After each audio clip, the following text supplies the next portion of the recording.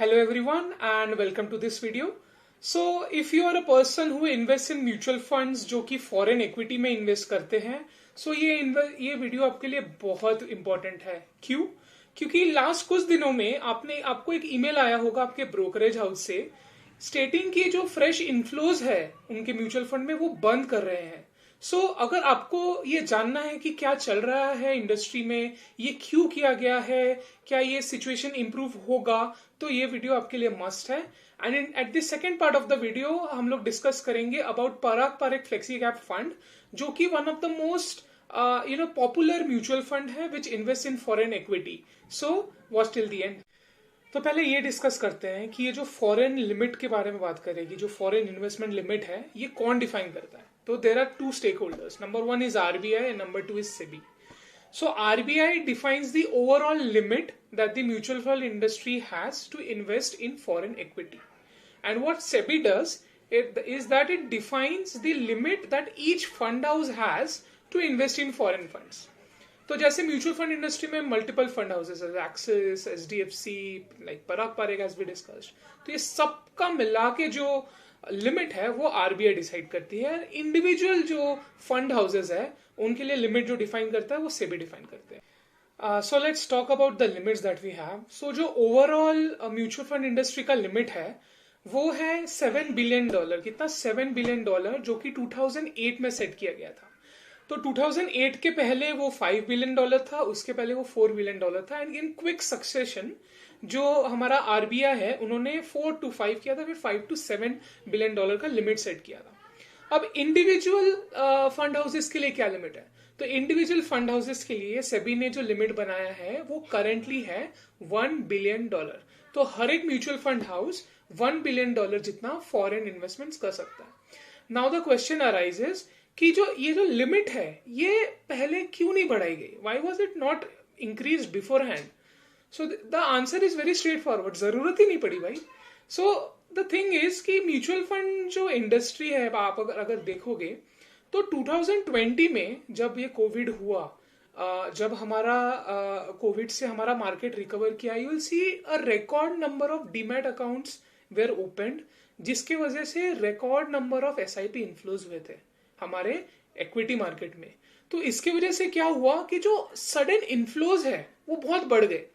और इसके साथ साथ बहुत सारे नए एनएफओज आए. एनएफओज मतलब क्या? जैसे आईपीओज होते हैं स्टॉक्स के लिए, कोई कंपनी नई लिस्ट हो रही है, वैसे अगर म्यूचुअल फंड कोई नया लिस्ट होता है तो उसको हम लोग एनएफओ बोलते हैं. तो बहुत सारे नए नए फॉरेन इन्वेस्टिंग एनएफओज भी आए जिसमें आप इन्वेस्ट कर सकते हो.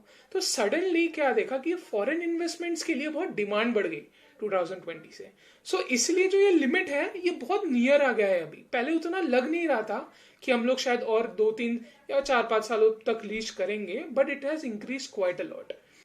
Now let's come to the main question, the main example that we have. So let's take an example of Parag Parekh Flexi Cap Fund. So as I have told, मैंने क्या बोला था कि Parag Parekh Flexi Cap Fund क्यों लिया है मैंने? Because it is one of the most popular mutual funds that is there in the Indian market, जो कि एक part of उनका जो portfolio है, almost 35% they invest in foreign equities.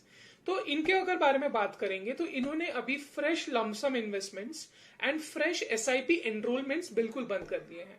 जो अभी करेंटली है एसआईपी के जो कस्टमर्स हैं वो अपना एसआईपी कंटिन्यू रख सकते हैं, लेकिन जो फ्रेश इन्वेस्टमेंट्स है चाहे वो लमसम हो या एसआईपी हो वो उन्होंने बंद किया हुआ है.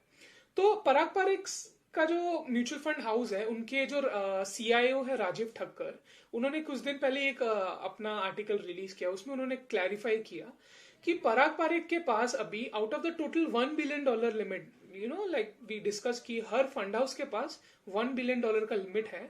Out of that they have crossed $725 million. तो they still have the headroom to increase. But उन्होंने मतलब क्या कर सकते थे वो कि they might have still allowed fresh inflows into their funds, right? अभी 725 है, स्टिल काइंड ऑफ 25% बाकी है उन लोग के पास हेडरूम. तो व्हाई नॉट जस्ट कंटिन्यू? सो उन्होंने क्यों नहीं किया? So first of all RBI से आया कि इंडस्ट्री वाइड लिमिट करना है, ठीक है. तो अगर आप पराग पारेख एक्सेप्ट करता तो उनको अपने जो उनके जो पोर्टफोलियो है उसमें 70% is in Indian equity and 30% is in foreign equity. तो वो जो फ्रेश इन्फ्लोज लेते उनको वो 70% ऑफ इंडियन इक्विटीज में वो डिप्लॉय करना पड़ता. तो इसके वजह से क्या होता, may be in few months of time, जब वो लोग बार बार इंडियन इक्विटीज खरीद रहे हैं और फॉरेन इक्विटीज का एलोकेशन नहीं बढ़ा रहे हैं, कुछ महीनों में बाद क्या होता कि वो इंडियन इक्विटी का साइज ना 70% से मे बी 80-85% हो जाता, और जो फॉरेन इक्विटी का साइज है वो 30 से 20% या 15% हो जाता।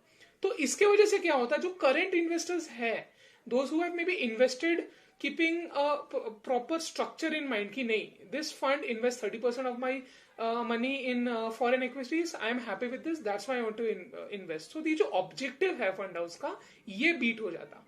और ये कपल ऑफ कुछ 2-3 महीने के लिए अगर परख परख करता भी तो उनको कुछ ज्यादा फायदा नहीं होता, या फिर as an investors as well हमको कुछ फायदा नहीं होता।